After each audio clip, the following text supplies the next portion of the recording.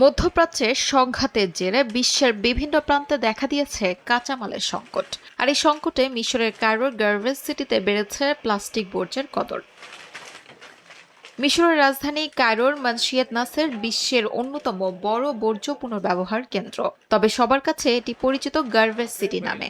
বছরের পর বছর শহরের আবর্জনা ঘেটে প্লাস্টিক, কাগজ আর ধাতু আলাদা করে রোজগার করে আসছে এখানকার মানুষ, যাদের একসময় খুঁজে বেড়াতে হতো ক্রেতা, এখন তাদের দরজায় কড়া নাড়ছে বড় বড় ব্যবসায়ীরা। যুক্তরাষ্ট্র ইরান সংঘাতের কারণে হরমুজ প্রণালীতে কাঁচামাল পরিবহন ব্যাহত হচ্ছে। এই পথ দিয়েই মধ্যপ্রাচ্য থেকে বিশ্বের বিভিন্ন দেশে প্লাস্টিক তৈরি কাঁচামাল যায়। সমুদ্রপথে রফতানি হওয়া মধ্যপ্রাচ্যের প্রায় 85% পলিথিন এই প্রণালী দিয়ে পরিবহন করা হয়। সরবরাহ কমে যাওয়ায় নতুন প্লাস্টিক উৎপাদনের সংকটে পড়ে কারখানাগুলো। তখনই ভরসা হয়ে ওঠে পুনর্ব্যবহৃত প্লাস্টিক। শুধু ছোট ব্যবসায়ী নন, বড় কারখানাগুলোর ব্যবসাও বেড়েছে। পুনর্ব্যবহৃত প্লাস্টিক থেকে পণ্য তৈরি করা প্রতিষ্ঠানগুলো বলছে নতুন অর্ডার দ্রুত বাড়ছে। বিশেষ করে খাদ্য ও পানীয় শিল্পে পুনর্ব্যবহৃত প্লাস্টিকের চাহিদা উল্লেখযোগ্যভাবে বেড়েছে।